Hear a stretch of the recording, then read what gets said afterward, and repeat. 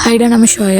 இன்றைக்கு வந்து அம்மாவுடைய அருள்மொழிகளில் வந்து ஒரு பக்தர் வந்து அவருடைய மனைவியோட வந்து அம்மா கிட்ட தரிசனத்துக்கு வரார். அப்போ வந்து அம்மா வந்து அவரை பார்த்தோன்னே சொல்கிறாரு, உனக்கு வந்து பக்தி மார்க்கம் தான் சிறந்தது, ஞான மார்க்கத்துக்குள்ளே போயிட்டு குழம்பிடாத, உன்னுடைய இஷ்ட தெய்வம் துர்க்கை அம்மன் தான், இப்போ பக்தி மூலமாக தான் நீ பக்தியில் தான் இருக்க, ஸோ அதால் வந்து நீ விட்டுறாத அப்படின்னு சொல்லும்போது பக்தர் வந்து ஆச்சரியத்தில் வியக்கிறார். அதாவது வந்து வியந்து அம்மாவோட காலில் விழுந்து அம்மா வந்து அழும்போது அம்மா சொல்கிறாங்க, அதாவது இப்போ வந்து அம்மா வந்து 3 நாள் வந்து கனவுல போயிருக்காங்க. இவரோட கனவுல போயிட்டு அதாவது ஒரு பண்டிதரோட கதைச்சிருக்காரு. கதைக்கும் போது இந்த பண்டிதர் வந்து இவருக்கு ஞான மார்க்கம் தான் சிறந்ததுன்னு குழப்பியிருக்காரு. அப்போ வந்து இவர் ரொம்ப குழம்பிட்டார். அப்போ வந்து அம்மா வந்து போய் கனவுல போய் சொல்லியிருக்காங்க, இல்லை உனக்கு பக்தி மார்க்கம் தான் சிறந்தது. ஆனால் அவருக்கு அது விளங்கலை.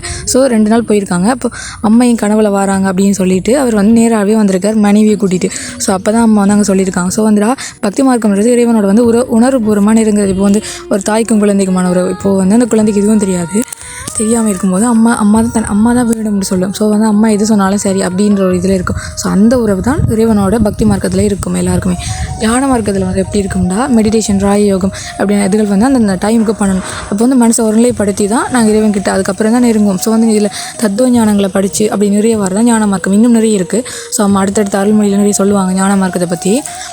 அப்போ வந்து இப்படி நிறைய இருக்குது. ஆனால் இங்கே வந்து ஆல்ரெடி வந்து பக்தியில் வந்து நாங்கள் உணர்வுபூர்வமாக இவங்ககிட்ட நெருங்கிட்டோம். ஆனால் ஞான மார்க்கத்தில் அதெல்லாம் படித்து ஒருநிலை படித்து தான் நாங்கள் நெருங்கணும். ஸோ அது கொஞ்சம் கஷ்டமாக இருக்கும். ஆனால் பக்தி மார்க்கம்ன்றது நிறைய பேருக்கு வந்து அது ஈஸியாக இருக்கும். பெரும்பாலானவர்களுக்கு அது ஈஸியாகவே இருக்கும். அம்மாவே நேற்று சொல்லியிருக்காங்க பக்தி மார்க்கம் ஒரு சிறந்த ஒரு இதுன்னு சொல்லி.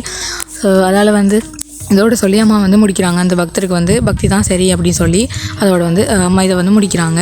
அடுத்தது வந்து அம்மா என்ன சொல்கிறாங்க, ஆத்ம அனுபூதி நிலையை அடைகிற நர ஜென்மம் தான் இந்த மனுஷ பிறவி. அதாவது நாங்கள் நிறைய பிறவிகள் பிறந்து புல்லாய் போண்டாய் அப்படி நிறைய பிறவிகள் பிறந்தால் மனித ஜென்மத்துக்கு வந்திருக்கோம். ஸோ இது வந்து இறைவன் அடையக்கூடிய ஒரு ஜென்மம் இந்த உங்களுக்கு கிடைச்சிருக்கு மனித பிறவி. ஸோ வந்து இது இறைவன் அடைகிறது தான் நம்மளுடைய லட்சியமாக இருக்கணும், இந்த பிறவியோட லட்சியமாக. அப்படி இருந்தால் தான் நம்மளால் இறைவனை அடைய முடியும் அப்படின்னு சொல்லி இதை நாங்கள் ஒரு தவறான வாழ்க்கை வாழ்ந்து இதை வேஸ்ட் பண்ணிக்கிட்டு இருக்கோம் அப்படின்னு சொல்லி அம்மா வந்து முடிக்கிறாங்க. ஸோ அதனால் வந்து எல்லாருமே இறைவன் அடைகிறது தான் நம்மளோட லட்சியமாக கொண்டு அதுக்கு ஏற்ற மாதிரி நாங்கள் வந்து பயணிக்கணும்னு சொல்லி அம்மா சொல்லி முடிக்கிறாங்க. ஓகே, நமசிவாய. வாழ்க வளமுடன்.